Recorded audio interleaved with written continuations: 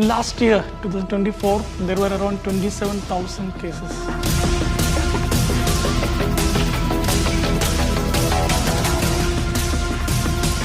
Why is it increasing in Kerala? If you do not fill the minds of youth with hope, they will fill their veins with dope. Tell me about the drug situation in Kerala. Last year, 2024, there were around 27,000 cases related to drugs in Kerala. That's very alarming. No, 27,000 kids. Issues related to drug abuse. What type of issues would they be? Recently, many knife crimes happened in Kerala. The drug use has shifted from these plant-derived sources like maybe a cocaine or a marijuana to actually synthetic drugs. So I think that is a shift which is marked from the situation. And why has that happened? Ease of production, sir, one thing. And from what I understand is, when you're talking about synthetic drugs per se, the high that you get is immediate and very potent, as opposed to say a ganja, marijuana that you're trying to smoke. And when you're talking about synthetic drugs, the sooner that you get high, same is the crash, and then you want it again, Crave it again. Is it also connected to unemployment? Because generally if people are employed, they don't get into these type of activities. I think becoming like source of income also. Careers are increasing. So we can make money easy from selling drugs. Why is it increasing in Kerala? The availability have increased like anything. Then second, there is no fear of punishments, I believe. This is a phrase that I use. It is called as, if you do not fill the minds of youth with hope, they will fill their veins with dope. So many children now migrating from Kerala and other states to go to foreign universities for their graduation. The competition in this country is so huge, and apart from tier 1 cities, India is still very, not to use a bad word, backward in terms of career options and proliferation for children. Everybody, every parent is still looking at a MBBS, MD, and when they see no seats in MBBS, no seats in engineering colleges, these children become hopeless. So what I understand is we have to build what is called as vocational self-concept in children. So they know that life after school, after college is not dark for me. There are plenty of opportunities. जिंदगी में आगे सब अंधियारा ही दिख रहा है. सारे मजे आज ही ले लेते हैं.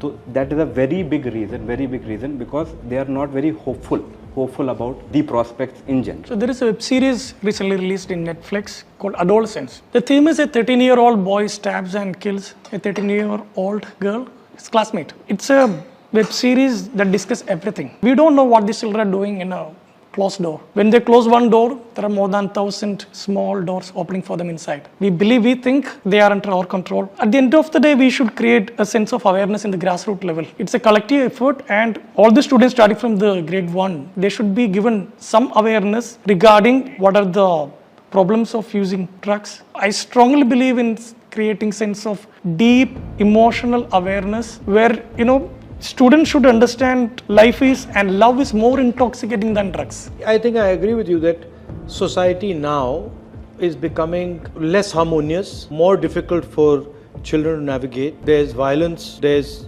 unemployment, and most important what you're saying, there's no clear vision that the student has for the future. Yes. He thinks that this is a dead end, and then that's where the drugs and alcohol come in. They're looking for short-lived happiness. They can alter their mind for some time. So in a sense, extension of what you're saying, this is also a drug.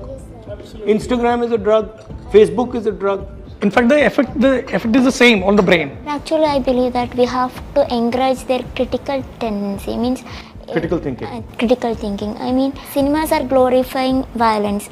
Actually, we have to allow them to question what is happening inside the cinema. Also, our education system, at least the part of it that I was involved with here, you're not allowed to ask anything.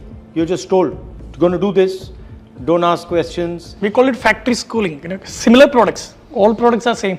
Schools have to take the responsibility to actually educate parents Educate parents about other avenues. There are more courses. There are greener pastures other than NEET and BTech. But that is also the idea of hierarchy and caste, no? Because everybody in India has decided that the modern Brahmin is the engineer, Yeah. the modern Brahmin is the doctor, modern Brahmin is the lawyer. Everybody wants to do that. So what would you do if you were the government of Kerala? Number one is life skill education in children.